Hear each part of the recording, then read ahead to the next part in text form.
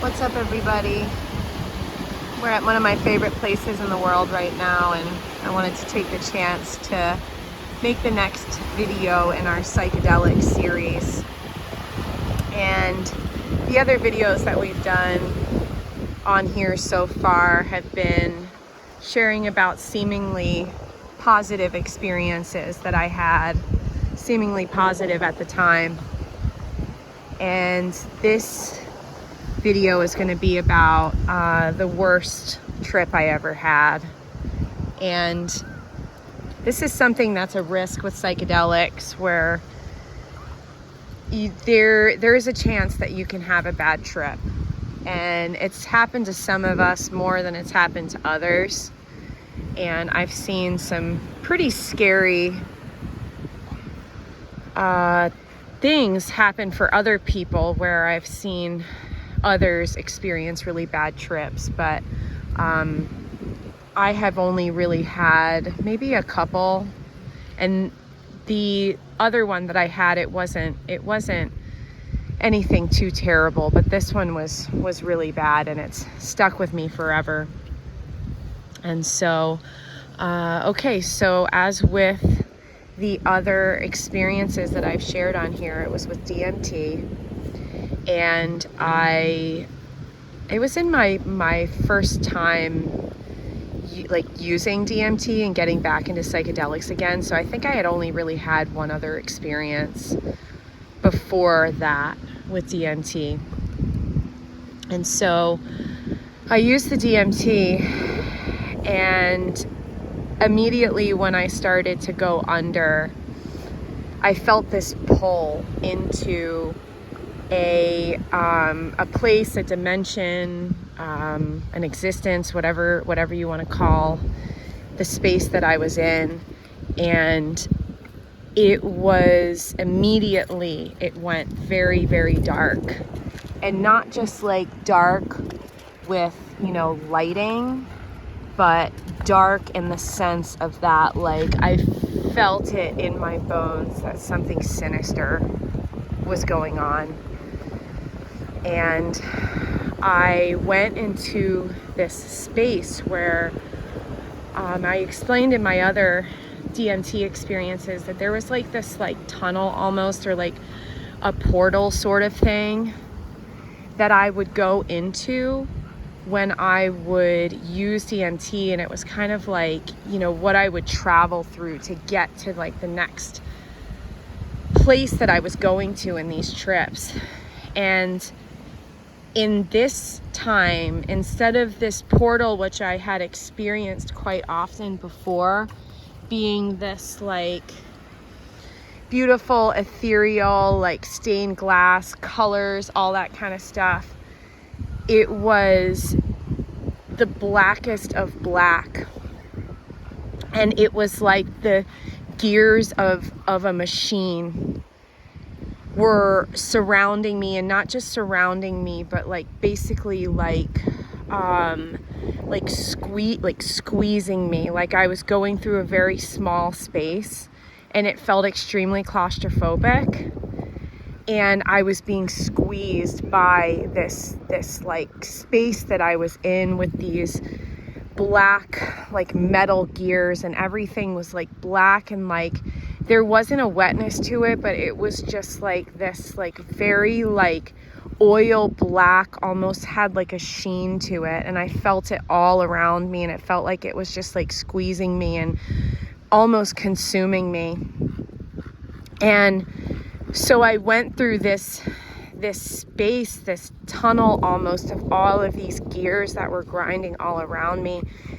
And I came out on the other side, and I saw the next space that I was going into first from the outside. And it was basically like it looks like how can I describe this? Like a tent, or like a den almost, of like sticks and dried grasses. And I then went within that like little, it seemed little from the outside, but it was like this like den that was covered with these like dried like branches and stuff. And so I went within it, and I saw a table before me, and seated at the table were what looked like almost like the faces on playing cards, like in traditional playing cards. They're like, the king and the queen and all that kind of stuff. And there were these being type things lining this table on both sides. And so they had like the faces of what were on playing cards, and they had these very distinct, like almost uniforms on. And we'll get into the end what I ended up learning as time went on, but there were these like things that were over their chest, and it was almost looked like a messenger bag, but there was like, it was almost like an apron looking thing. And so I'm, in this like den thing with these figures sitting at the table, and they look up at me when I go into this space, and one of them says, "You shouldn't be here." And I remember this feeling of like, hang on one second. Remember this feeling of like, almost like complete darkness and complete like fear. And I'm looking at these characters lining this table, and I know, and they say to me that I shouldn't be there. And it was this very like distinct feeling that I'll never forget, of like the most extreme like loneliness mixed with like the most intense fear. Hang on, let me let Peanut go into the water. She wants to go in there. Hang on. Come here, Peanut. Come here. So, yeah, and actually there's some people around. I don't want them to hear me, obviously, as I make these videos in public. Sometimes, especially the nature of what I'm discussing is not something that I necessarily want to be discussing. So I remember this feeling of like extreme fear, like the most palpable fear that you can ever experience. And I remember the sound in that like little den thing as I'm looking at these figures that I didn't know who or what they were, but I knew that I was not supposed to be there. And so at that moment, and just to explain like the sound a little bit more, because it was so distinct, and I've never forgotten that sound. It was like empty and echoing and like hollow, basically. And let's go.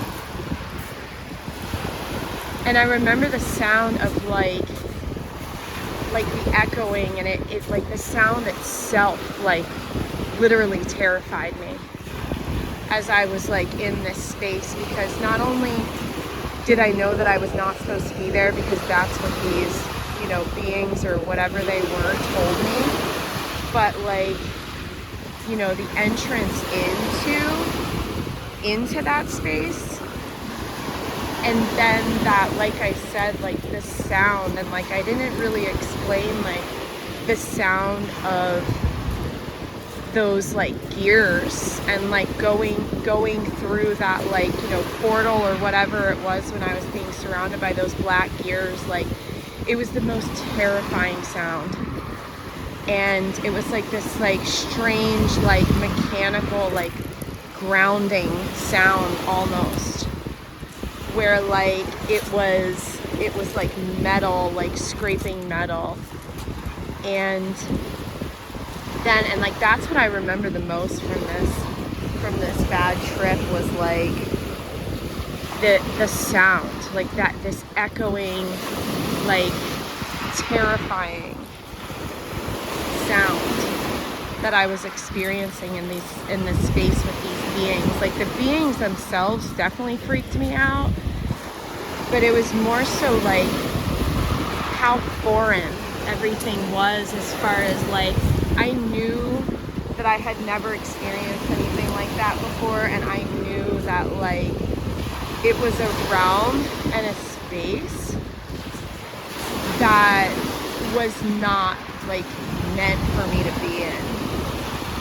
And I was so like I'm explaining like what it looked like and what I was experiencing as far as like seeing those things, but like inside, like to explain like my emotional landscape at the time, like inside I was literally like, it was the most extreme fear that I could have ever experienced, and like I was immersed in this experience, so like I couldn't get out of it. And that was the thing about it too. And like, if you have experience with psychedelics, you may have like felt this before, but like, and I have felt this at different points, and I experienced like a level of that, like within this bad trip, that like sometimes you wonder if something is like literally gonna last forever. Like sometimes you wonder, you know, are you gonna be in that space forever? And that was like the most terrifying thing about it, was that I didn't know if I was gonna be stuck in this like dark, you know, terrifying realm forever. And I remember just like hitting this point where I was in the most extreme fear.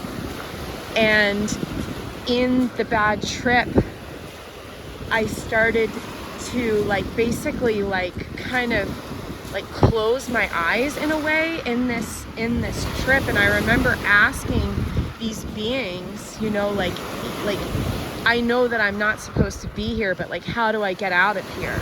And they basically just laughed at me.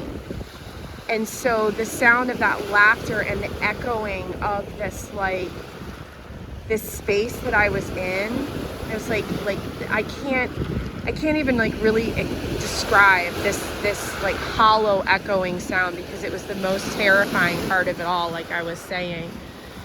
But I was like closing my eyes in the trip, like in the experience, and I was like asking, like, you know, when's it gonna end? When's it gonna end?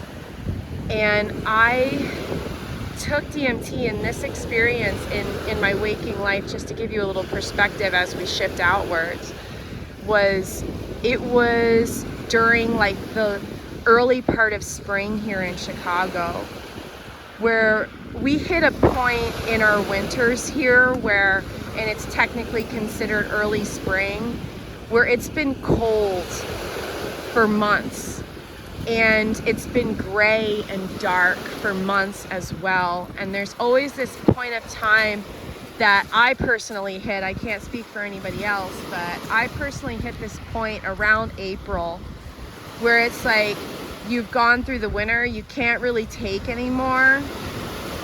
And so that's when I had this DMT experience, was like in that like gray, dark, dreary part of April, at basically the end of, you know, winter and the beginning of spring. And I remember in this bad trip closing my eyes and trying to just like escape this realm that I was in, and then all of a sudden I felt this like pull. And what it was I was coming out of that DMT trip. And as I was coming out of it, it was like there was this little speck of light that I was seeing far, far off, like, you know, in the like sky part of this like realm that I was in. And I just started going towards it. And as I went towards it, and as I was coming out of it, I remember saying out loud, "Spring is coming." And I went towards this light, and I then woke up from the DMT trip. The worst trip that I had ever had in my life. And so, yeah, that was my experience with the worst trip that I ever had. And as I've gotten older and as I've reflected on this, I've kind of come up with different like theories as to why it happened. And obviously, you know, we've talked about it before in this series that like we go into places, Peanut, come here. With psychedelics, we go into places that we're not meant to be in. And so I think that that was part of it where like, come on, Peanut. You know, I wasn't supposed to be in that place. And I wasn't supposed to be, you know, altering my consciousness and like putting myself into like these places and like, you know, interacting with those type of beings like we were talking about. But like, I think also that, and you know, this is just stepping into like different theories that I have, that like, I know that I was vitamin D deficient at that time. Come on, Peanut, we're not allowed to be on the beach. Yeah, we're technically not supposed to be on the beach during this part of the season with Peanut. But I think that that kind of played into it. And I remember having like I just wasn't taking care of myself. I wasn't eating right. I was drinking a lot of caffeine at the time. I was smoking a lot of weed at the time. So I think that that played into it. I obviously wasn't in the best headspace as well at that time, with different things that were going on in my life. So I think that that played into it. So I think that there were a lot of factors that that caused this. One of the things that I wanted to mention too, which was definitely crazy, was that I ended up finding out later on when I was telling you what those beings, those whatever those things were that were sitting at that table. I ended up finding out later, just amongst different like research that I got all caught up in over the years, that these like uniform things that they were wearing were actually like the clothing that Freemasons wear, which that's super crazy. That's what, you know, those things that I was talking about that looked like they were like messenger bag type apron things. When I came across, as I was studying the secret societies and like all that kind of junk that I got caught up in for a while, when I made that connection that like, oh my gosh, like that's what Freemasons wear, like that was super crazy. And that's like brought me to a place with trying to make sense of like what I experienced and what I saw. It's like brought me into like a crazy place as far as like, dang, you know, what did all that mean? That I like see these figures that are dressed like Freemasons and like they have the faces of playing cards. Like that's crazy. So over the years I've just like, you know, theorized different things and learned different things from what I experienced. And ultimately the biggest takeaway that I brought from it was, you know, similar to the moral of the story with the other videos that we have in this series, is that like, you know, I shouldn't have been using those drugs and I shouldn't have been going into those places. I shouldn't have been interacting with those things. And, you know, are you going to have a bad trip all the time or, you know, anytime? Maybe not. You know, maybe it'll all be a positive thing for you. And, you know, I will say again, though, too, that the positive experiences that I had, they may have seemed positive at the time, but I realized as things played out that they actually weren't positive. And that, you know, I was heavily like, you know, tricked and deceived by a lot of what I thought were these positive experiences. So yeah, so that's the biggest takeaway that I've brought from these experiences. And, you know, I'd like to emphasize too that, like, you know, this is a risk, like we talked about, with these types of substances, that, like, you know, it's not all like sunshine and rainbows and sparkles and, you know, fun stuff. Like, there is the risk that, you can go to very dark places and you can experience very dark things. And there can be stuff that happens that, you know, makes a serious impact on your life. And I've talked about it before, and I will go into this more because I know that some of you have been asking questions about this kind of thing. But growing up in the Grateful Dead scene, I've seen people who have not come back from taking too many psychedelics, and that psychedelic experiences have triggered underlying mental health stuff, like schizophrenia and different forms of psychosis. And I've seen people who have had bad trips who have never been the same since. I've seen people who may have had good trips, but they just stay like stuck in this like kind of like alternate reality almost, where it's like they're just like literally detached from like literal reality and aren't able to like make sense of anything, and their lives don't progress. They're not able to like have meaningful relationships or real jobs or be a part of society. And I've seen all different levels of this, where like I've seen people who are literally just like, they seem like they're in a daze. And like, for instance, I mean, and we're kind of going into it now with this whole like what has happened when I've seen people that haven't come back. I'll just give an example. I knew a girl from my hometown who did way too many psychedelics. She had an underlying mental health stuff thing going on in her family, and she had a kind of a tough family life, and she left home early like I did and went on tour similarly to what I did, same thing that I did. And she took way too many psychedelics. And I'm talking about, like, I heard that this girl like ate like pure crystal LSD, which is like the undiluted form of LSD. And the last time I saw her was at a concert, and I saw her in the parking lot, and she was wearing all white, like kind of Indian style, like Indian guru-ish looking clothing. And the clothing was all white, but it was super, super dirty, and she was super dirty. And like, obviously, you know, on a, you know, Grateful Dead parking lot or whatever, like in the hippie scene, like, you know, people are dirty, but like this was a little different. And that, like, you know, like jarring, like she's wearing all like these all white clothes, and like I remember her hands were absolutely filthy, and like I could see like the dirt under her fingernails, and she had dirt all over her face. And I ran into her, and I was like, you know, I'm gonna just say her name because like obviously you're not gonna, you know, there's chances of anybody knowing this person or whatever.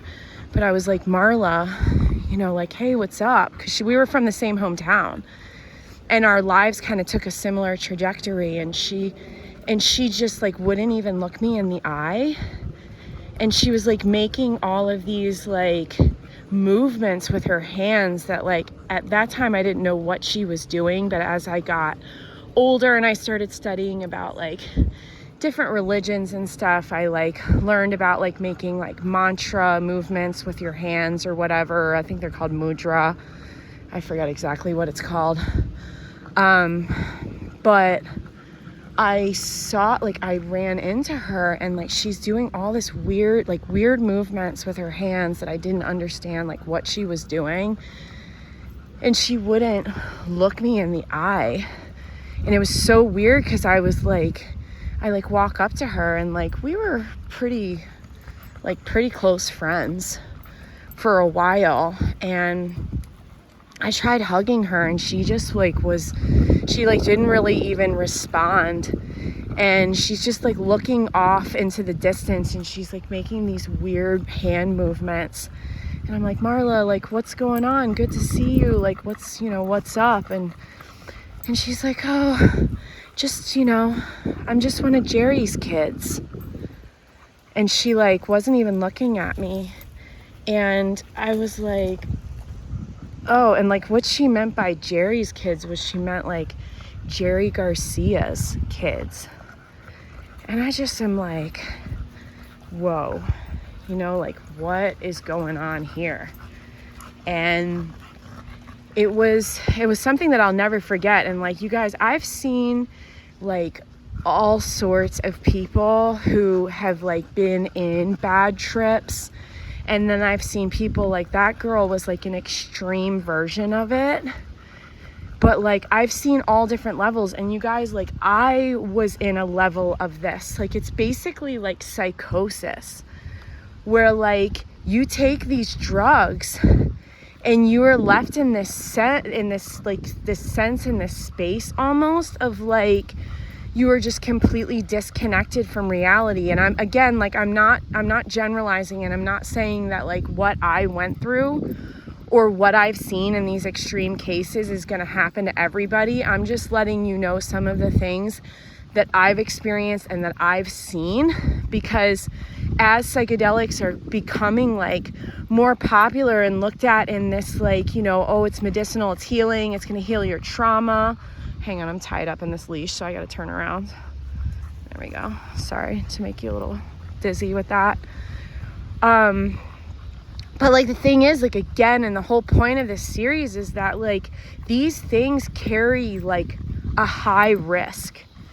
And like, sure, they may make things seem okay in the time. Dude, did Marla, my girl from my hometown, like, was she like in any place in her mind that seemed bad? No.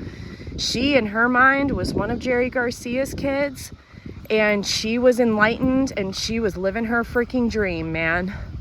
And for me, the same thing for me, where like I was in this space for like over 10 years of just like being detached from reality, and going further and further down this path of like getting into like all these weird, crazy spiritual beliefs.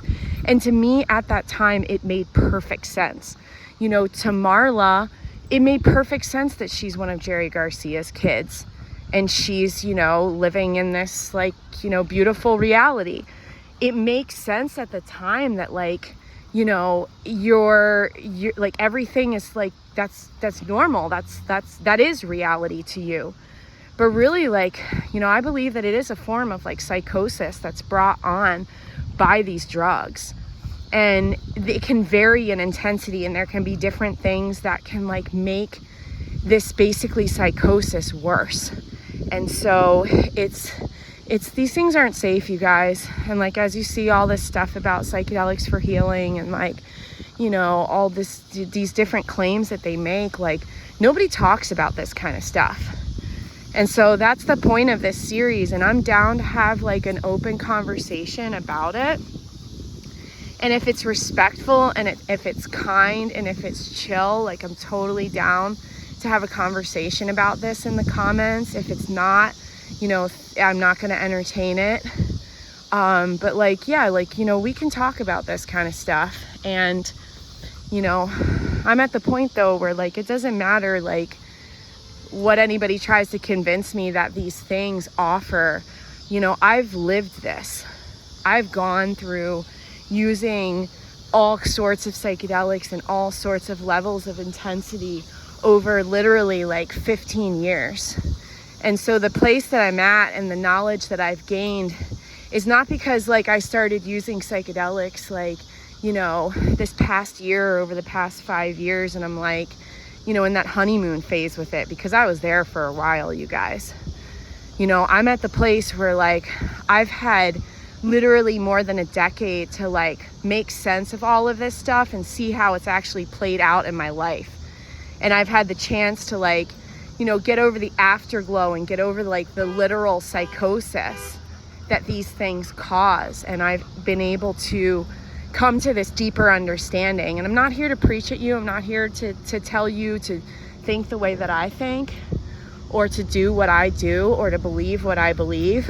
I'm just here to share like what I went through, what my personal experience was, and the knowledge that I've gained from it. And you can take it, you know, if you want to, you can leave it if you don't want to. So I appreciate you guys listening to me, and I look forward to continuing this psychedelic series that we're unpacking slowly on, and I will see you in the next video. All right, bye.